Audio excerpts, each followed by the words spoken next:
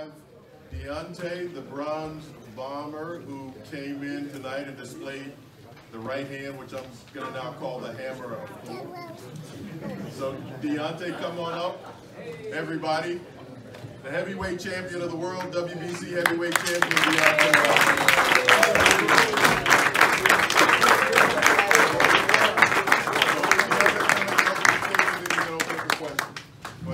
First off, I appreciate you guys for waiting on me again. It seems like every time I finish the flight, I'm always late. But you know, y'all guys are here. I thank you so much. It's been a great night. What can I say, man? We had to break myself back down to the basics. You know, when you become a champion and you become a champion, as long as I've been unifying the division, as long as I've have defended my title. Sometimes it makes you get lazy at times when you become a champion for so long, you know. And with this fight, I had to break myself back down. Of course, there was a lot of animosity, a lot of chaos, a lot of bad blood that was against me and my opponent, and that was the fuel to my fire to get myself in the best shape that I've ever been. This camp reminded me of when I first won my world title. You know, I had to break myself all the way back down to the basics, and I enjoyed every moment of it. You know, it was many times where my body was sore, many times where I was in the bed, I couldn't get comfortable, you know, and I got a very nice bed at the house, and I remember getting upset because, you know, I needed sleep, but my body wouldn't allow me to because of the sparring, because of the strength training, you know, all the things that I was doing to prepare myself for this right here, you know, and it takes a lot of hard work, it takes a lot of dedication to just be a fighter, period. You know, a lot of people don't understand what type of work it takes to do what we do each and every night, on top of risking our lives each and every time in the ring. As I always say, our head is not meant to be hit in the first place. That's why I say you must respect all your fighters, you know, that steps in the ring, no matter, you know, no matter what type of level they are, you gotta respect them, because, man, we pay a price each and every time. You know, there's no money in the world that can amount to our lives or going back to our family. And I know I say a lot of things, and I mean a lot of things, but, you know, like I said before, I come from the old school of things, is that, you know, when you got animosity against each other and you guys want to duke it out, what's the best way? What's the best way? The original way is to put these hands up, and sometimes you have to put your hands on somebody, and then what made the best man wins. And after that, you can hug each other, you can love each other, and live to see another day. And that's the thing we did tonight. You know, we get to live to see our family. I'm here to see so many beautiful people, and you know, that's here now. And now we move on to the next step. Questions? Before we have any questions, we also want to introduce Shelly Finkel, who is Deontay Wilder's co-manager, JD's, who is his trainer and his co-manager as well. So we're going to take questions now for Deontay, but they're also available to answer. Questions after the mic, guys. Over here first. No, hey, sir, hold on. Questions into the mic. Deontay, Dominic Breazeale from Australia. You said before the fight that you wanted to kill Dominic. When you hit him flush with that big right hand, for a fraction of a second, do you think you had killed him? I mean, I didn't even see what I did until I saw the replays. I know I have tremendous power. That's no secret. And at this point, I think I've proved myself with the record that I have in the linear body that hit the canvas. You know, because of my power that I display. I'm an intelligent fighter. I'm very smart in the ring. You know, where I set these guys up. And they say speed is power, but if you have power on top of speed, it's I don't know what to call my right hand anymore. You know what I mean? It's the hammer of Thor. The hammer of Thor. I mean, it matched with the uniform I wore tonight. So, you know, but the heavyweight division. When I look at the heavyweight division, it's all based off of power, and I have tremendous power, and I'll taste it against any man that steps in the ring with me. That's what makes me the most dangerous man in the world. You know, and that's just because I says it, because of my action inside of the ring. Yeah, Deontay, Chris Glover, Boxer Monthly, congratulations on a fantastic victory. Thank you. One thing about Dominic Breazeale is he's also fought Anthony Joshua. People are going on about you fighting Anthony Joshua. Anthony Joshua didn't do that to Dominic Breazeale. Does this fight really establish where you're at ahead of Joshua, or does it help people compare what level you're at and what level Joshua is at? I mean, it's hard, you know. When you're in boxing, we always say styles make fights, and it's so true. You know, certain styles may not complement other styles, and with Breazeale's style, it complements mine. Any guy that gets in the ring and can't move their head or not flexible, you know, it's perfect for me, you know, because I'm gonna set you up, and I'm faster than what people think. You know, people think, oh, he just got a right hand, so you stay away from that, you know. But when I settle myself down and really use my intelligence in the ring, magic happens. And tonight I displayed that, you know. We can compare all we want, but, you know, at the end of the day, when both of us get in the ring, you know, you don't know what's going to happen. You know, I can't say, you know, that I'm going to knock him out. I can't say he's going to knock me out. We just have to see when that time comes and see what happens. Yeah, Derek Smith, Kansas City, Fox Sports Radio. You trained obviously hard for this fight. This is your 40th knockout. Would you say that this knockout heard around the world kind of puts you more so on the map where people know where you're finally getting the respect as the world heavyweight champion? And then also, second part question, is it safe to say that after your performance tonight, this is why Josh was avoiding you? I mean, this fight is definitely heard around the world, you know, and I'm finally getting my respect. You know, it took a long time, but I'm very patient, you know. Where I came from, I had to be patient. You know, even from the Olympics, a lot of people don't even know I was a bronze medalist. But even on top of that, how I got the bronze medal, you know, it was 246 guys in there, and I was the 246th guy, least experienced guy. 278. 278. You know, I didn't want to, you know, beat myself up. But, you know, I'm happy with all my accomplishments. You know, I'm happy with where I came from and how I started. You know, I started from the love of my daughter that was born with spina bifida, and that was a poster my mother once gave me when I was young, and the poster read, "You don't know what you can do until you try." And that word, those words hold dear to my heart to this day, you know. That's why I tell everyone has greatness in them, because greatness is only determined by service, and if you don't apply your service, you just don't know how great you are, how great you can become, you know. And over time, and I apply my service, and I apply my service each and every time. And, you know, and I display greatness when I step in the ring. And the second part of your question, I put fear in any man. You know, a lot of people say as fighters not scared, you know, they get, you know, they can't be scared. Well, we're human. You know, we're gonna have those tendencies of fear, you know, until we get in the ring, and that's how we overcome our fear. Everyone in this room is scared of something, you know.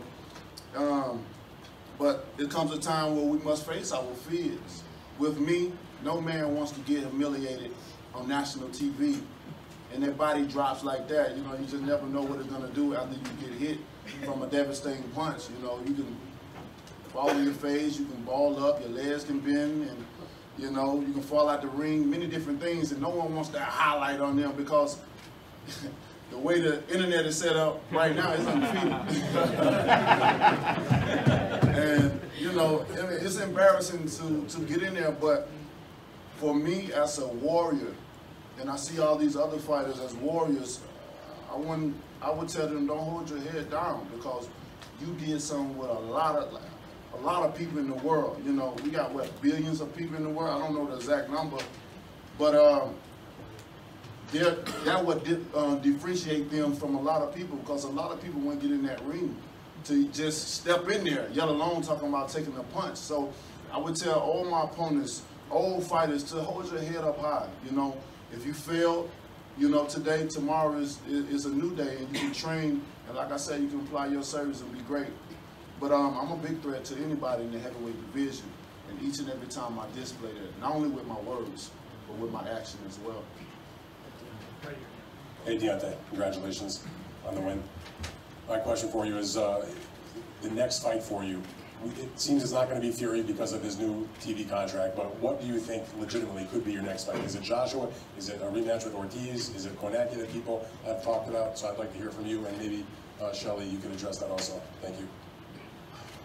For me, you know, I don't know what's next, to be honest. You know, there's so many different things going on, you know, there's so many different opinions. I just want the best fights possible. You know, I've tried to prove myself for a very long time, especially here in America. You know, it was dead here, you know, for 10 years. You know, no one even knew who was the heavyweight champion of the world. And here I come, this country boy from Tuscaloosa, Alabama, you know, trying to put it back on the map, even from the Olympics, and just work my way up. You know, I really started all the way from the bottom when it comes to boxing. All the way from the bottom, I had to work my way up to this point now. So, you know, with that being said, I think that's something that my managers and my team could ask better than I, because, you know, if we've tried many a times to make the best fights, the great fights happen for the fans. You know, I've lowered my standards, you know, to make these fights happen. You know, I've took high risk with low rewards to make fights happen, you know. I asked because Ortiz was here talking about it. Most definitely. You know, I gave Ortiz that opportunity because he was considered the boogeyman of the division.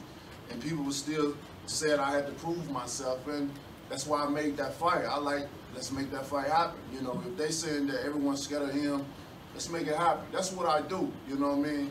I'm the type of person that I wear my pride on my shoulder. You know, I got a big heart. I'm very determined.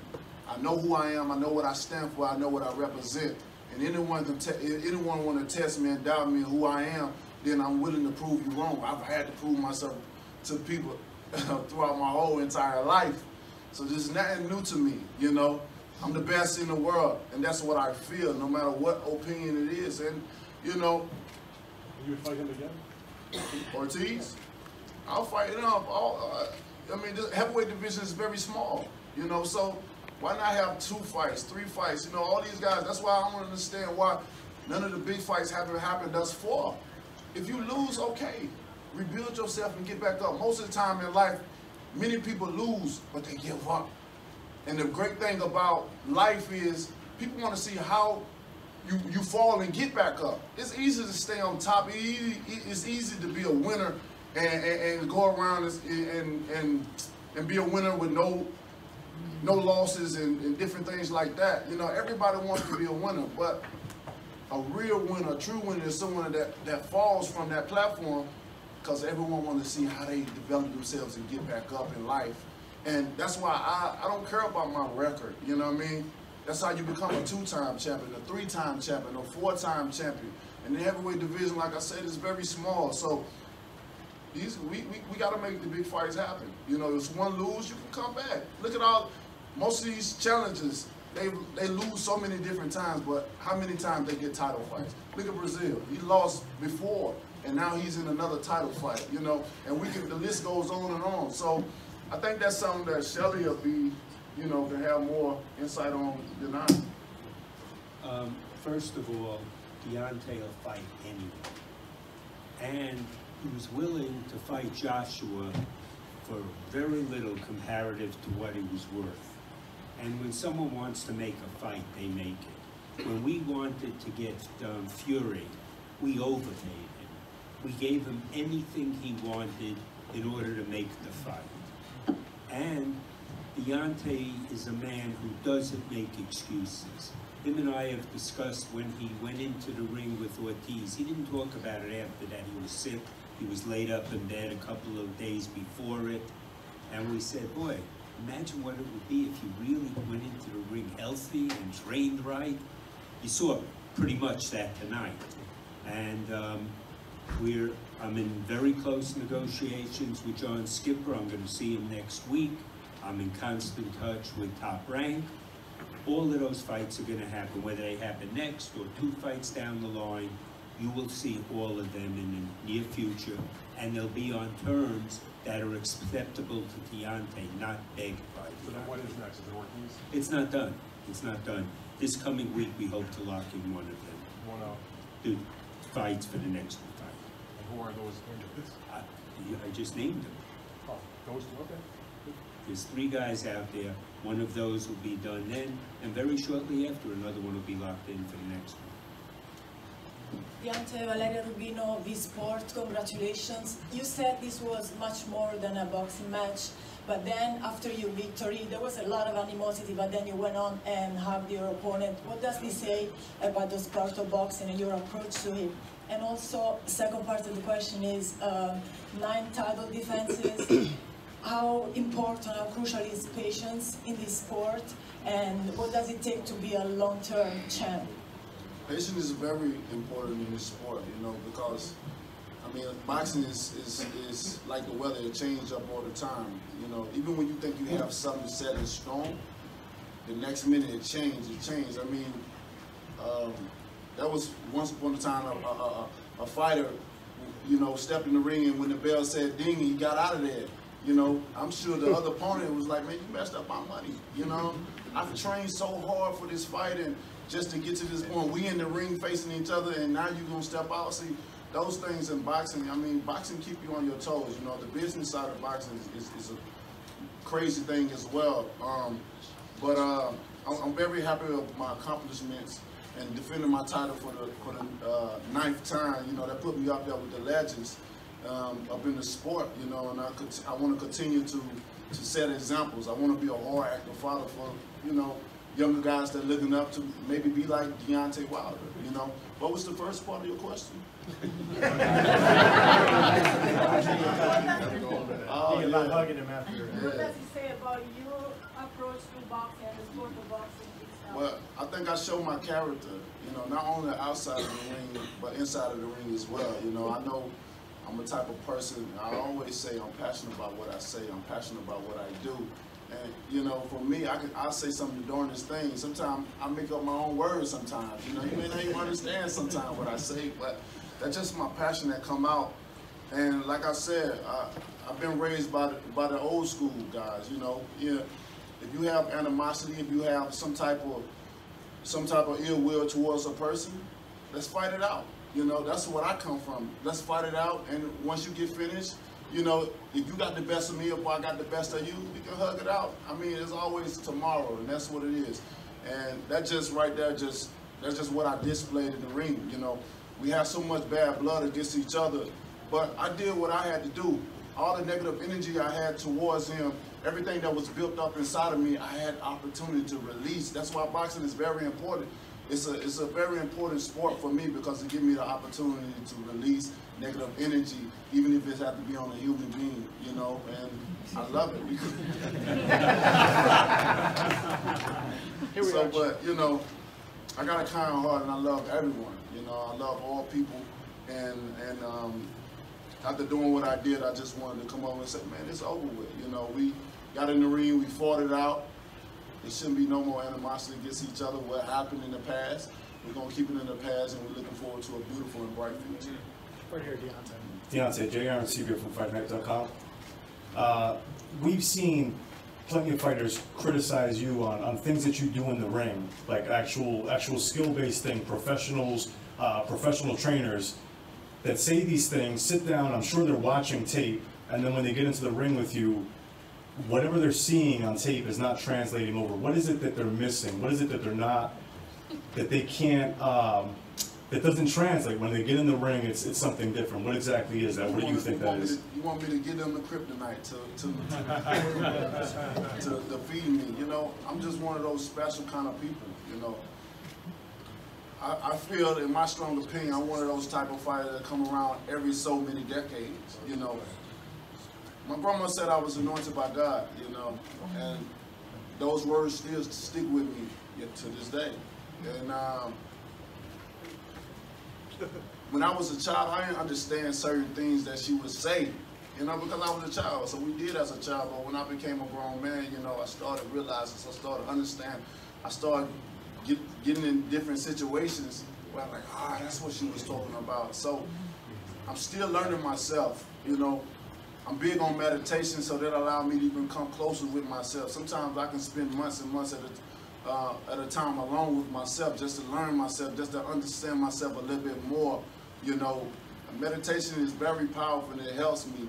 And you know, when I get in the ring, no one can understand who I am, what I am, and how I'm able to display the talent that I display in the ring. You know, I'm untextbook, I'm unorthodox, I'm a myth buster. Many things that they say about me that I prove them wrong each and every time. You know, true story. Many times when I fight guys, I try to test myself. You know, even before this point, I've slacked off of training. I wasn't doing certain things that you would see as a champion would do. You know, because I wanted to test myself. I wanted to see, am I the chosen one?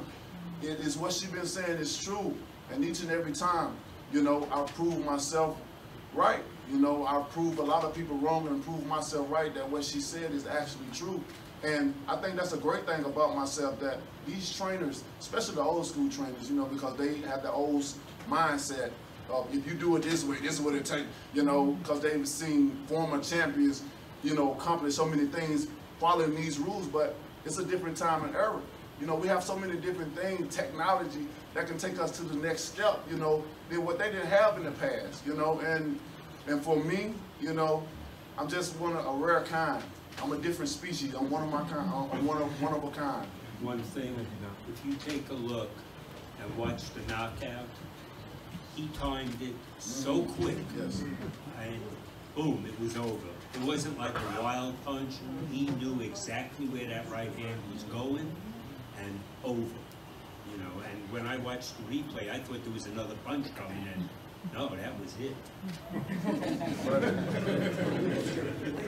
Deontay, Keith Heidick from BoxingScene.com. Did you expect this fight to get out of the first round? I mean, I was saying it wasn't going. I'll be surprised if it go past 3. I was very determined to get Breazeale out of there because of the bad blood we had outside of the ring. You know, I trained very hard for this. Like I said, I broke myself back down. So when I first became a champion, you know, and what can I say, you know, I'm the best, I'm one of the best, you know, and I like to display my talent each and every time I get in there. I like to be a silent heavyweight, you know, this is what boxing is all about, especially when you're a heavyweight.